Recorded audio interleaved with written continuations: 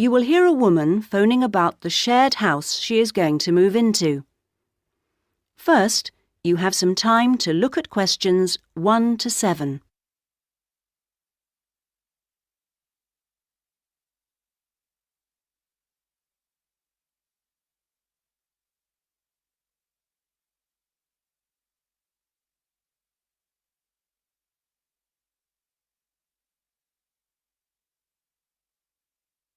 You should answer the questions as you listen, because you will not hear the recording a second time.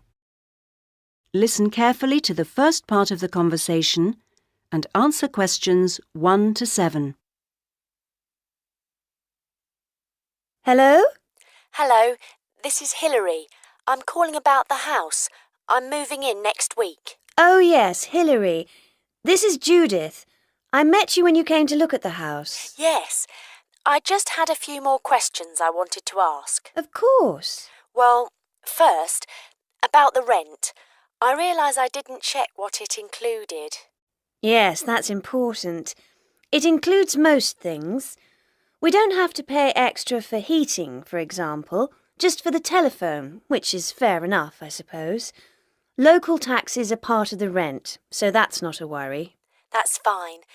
Then I remember I should have sent my letter of reference to the landlord by now, but I haven't got his address. Yes, you should get that off right away.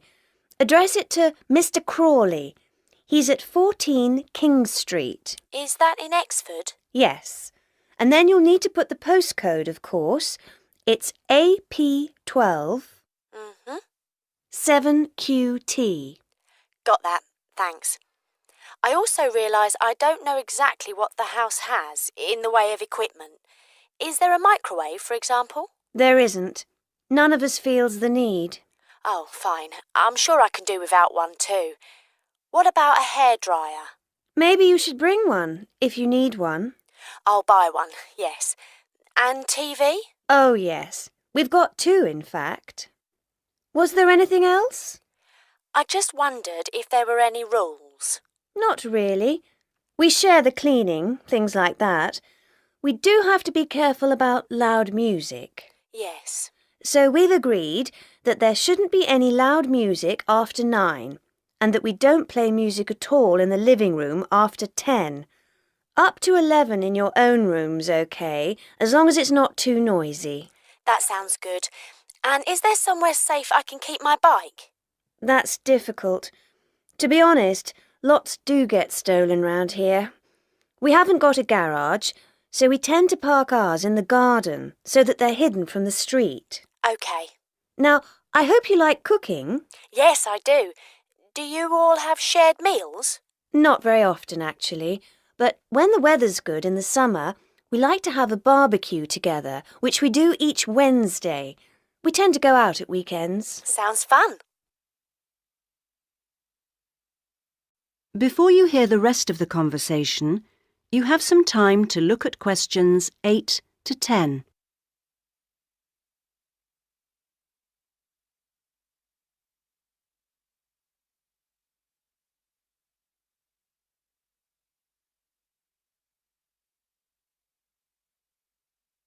Now listen and answer questions 8 to 10. Are you familiar with this area? A bit. Actually, there are a few things that I'd like to know the location of. A bank, for example. Yes, there's one quite close. You just go up to the junction near the house, the one where 4 roads meet, and go straight ahead and then take the second left.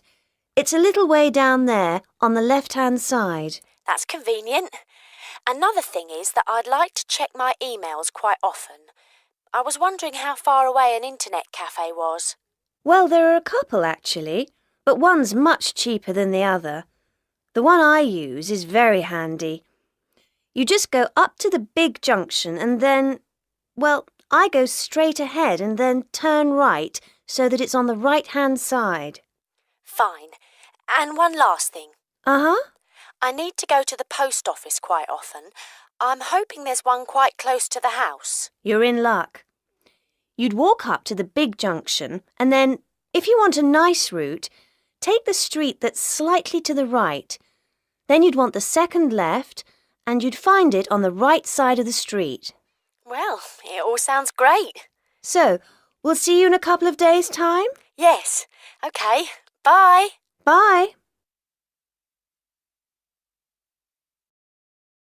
That is the end of part 1. You now have half a minute to check your answers.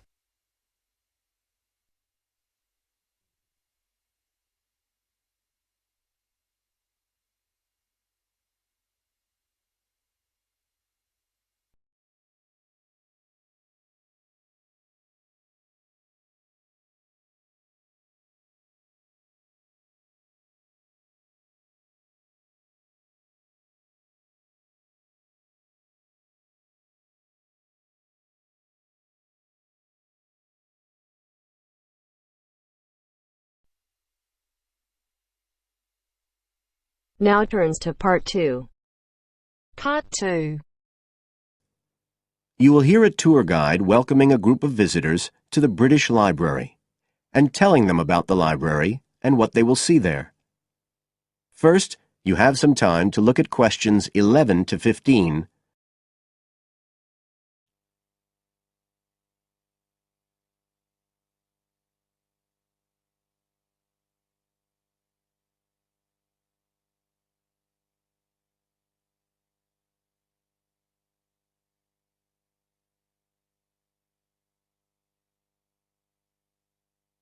Now listen carefully and answer questions 11 to 15. Good afternoon, ladies and gentlemen, and welcome to your very own tour of the British Library on this lovely afternoon. My name is Tony Walters, and I'm your guide for today. Could I please see your tickets for the guided tour? I'd also like to remind you that any tickets bought today do not include a visit to the reading rooms. I'm afraid we don't do visits on Fridays, or any weekday during working hours, so as not to disturb the readers. But if you do want to see those rooms, the only day there are tours is on Sundays. So, I don't want anyone to be disappointed about that today. OK? Thank you. Right, we'll start with a brief introduction. As many of you know, this is the United Kingdom's National Library, and you can see that this is a magnificent modern building. It was first designed by Sir Colin St. John Wilson in 1977, and inaugurated by Her Majesty the Queen more than 20 years later in 1998.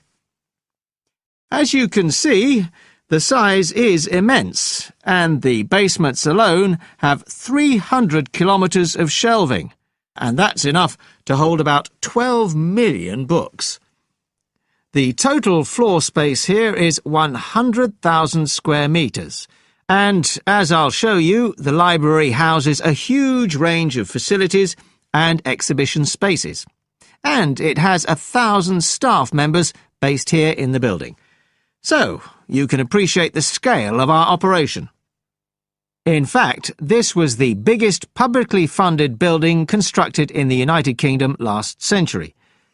It is still funded by the government as a national institution, of course, and it houses one of the most important collections in the world. The different items come from every continent and span almost 3,000 years. The library isn't a public library, though. You can't just come in and join and borrow any of the books. Access to the collections is limited to those involved in carrying out research. So it's really a huge reference library for that purpose, and anyone who wants to consult any materials that are kept here can formally apply to use the library reading rooms. You now have some time to look at questions 16 to 20.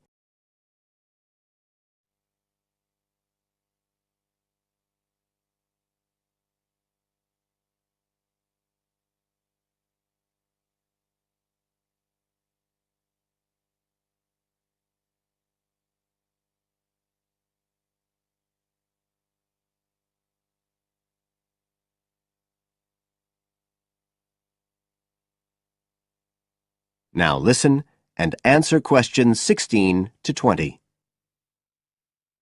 Right, well, here we are, standing at the meeting point on the lower ground floor, just to the right of the main entrance. I've given you all a plan of the building so that we can orientate ourselves and get an idea of where we'll be going. Now, outside the main entrance, you'll see the wide piazza with the stunning sculpture of Newton. The sculptor was Paolozzi, but it's based on the famous image by William Blake, and it's definitely worth a closer look. On the other side of the piazza from the statue is the conference centre, which is used for all kinds of international conventions. We'll take a quick look inside at the end of our tour. Looking ahead of us now, you'll see that we're standing opposite the staircase down to the basement, where you'll find the cloakroom, and to the left of that, we have the information desk, where you can find out about any current exhibitions, the times of the tours, and anything you need to know, if you don't have a tour guide. As you can see, on this lower ground floor, we also have a bookshop. That's the area over to the left of the main entrance. You'll be free to browse there when we get back to the ground floor. Now, opposite the main entrance on this floor, we have the open stairs leading up to the upper ground floor. And at the top of them, in the middle of the upper ground floor, you can see a kind of glass-sided tower that rises all the way up through the ceiling and up to the first floor. This is called the King's Library. It's really the heart of the building. It was built to house the collection that was presented to the nation in 1823 by the King. You can see it from every floor above ground. When we go up there, you'll find the library's treasures gallery on the left. Can you find it on your plan? That's the exciting one. So we'll be visiting that first, but we'll also take a look at the stamp display situated behind it on the way to the cafe. A lot of people miss that. The cafeteria runs along the back of the floor, and in the right-hand corner, you'll find the lifts and toilets. Always good to locate them. The other main area on that floor is the public access catalogue section, and I'll show you how that operates when we get up there.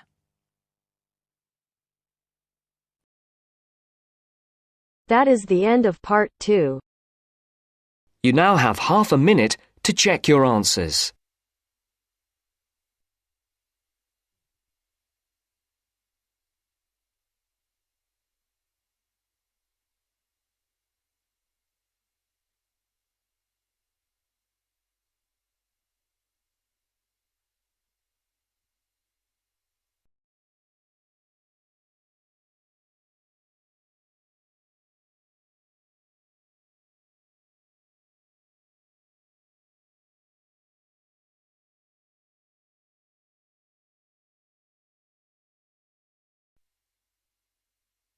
Now turns to part 3.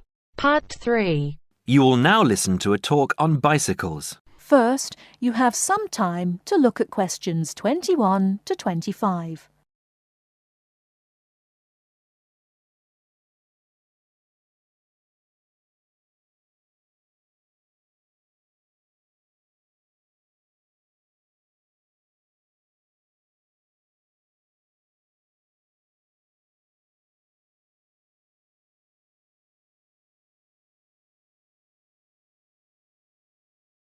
Now, listen carefully and answer questions 21 to 25. Today, we're going to talk about the latest bikes for professionals and novices. There's something to suit everyone from price to function. The Atlantis is a touring frame. It's also perfect for commuting and trail riding, and anything short of super fast road riding. The tubes are stout, to take touring loads and trail abuses. The tyre clearances are majestic, so you can fit tyres up to 2.35 inches. It's designed for cantilevers or V-brakes.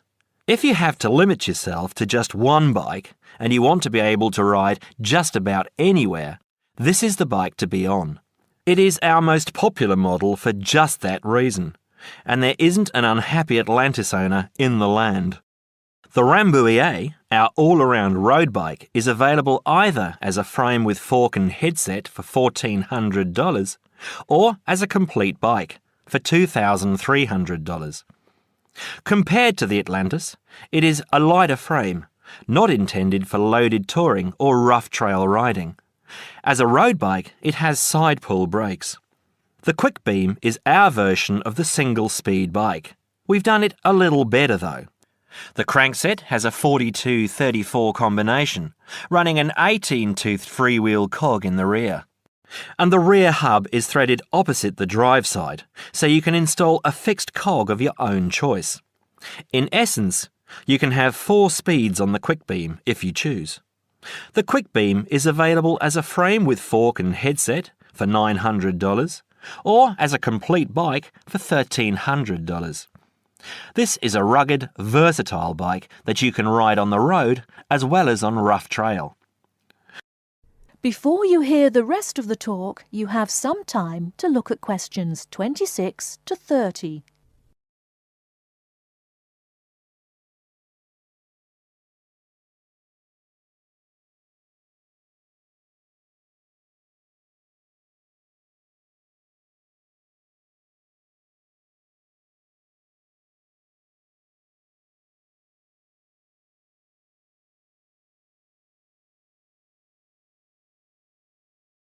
Now listen and answer questions 26 to 30. The Saluki is our roadish, light touring, randonneuring frame. It's designed for 650B wheels. If 650B means anything to you, you'll either love it or think it's marketing suicide. If you're new to 650B and a follower, you won't want it. If you're new and a rebel, you will. Now, I'll just talk a little about saddle comfort. The road bike, for the most part, has turned into a high-tech, uncomfortable machine, and the proof is all around us. Look through any bike magazine or catalogue, and you'll see the saddle up to 6 inches higher than the handlebars. It is impossible to be comfortable on such a bike. It forces you to lean forward, putting more weight on your groin, hands and arms. People ride these bikes with straight, locked-out arms and wake up with aching backs. They endure it, get used to it, or buy recumbents. When we custom design a bike for you, you'll be able to get a comfortable position. Your back will be between 45 and 50 degrees, and there will be a noticeable bend in the arms. And most importantly, your arms won't be supporting your body weight. You won't have to look up to look ahead, because you won't be hunched over and low. That means our bikes are more accessible for riding on the flats, or even for short climbs. We consider this when we design and build your custom frame. That is the end of part 3. You now have half a minute to check your answers.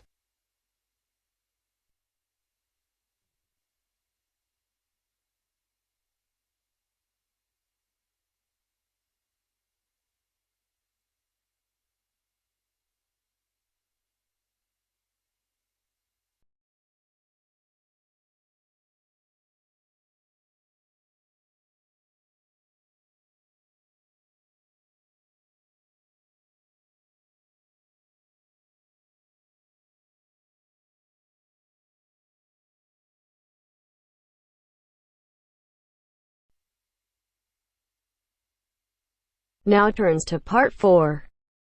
Part 4. You'll hear a lecture on MSG. First, you have some time to read questions 32 to 41.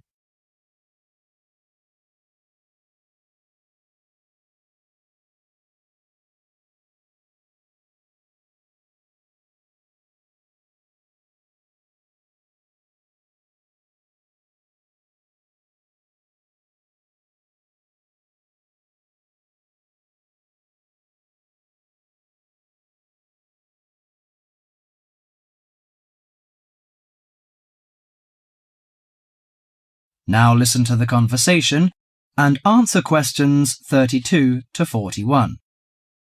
You've probably noticed that MSG appears regularly among the ingredients of your favourite foods. But what is it? How long has it been used? How is it used? MSG, or monosodium glutamate, is a chemical commonly used to add flavour to salty or sour tasting foods.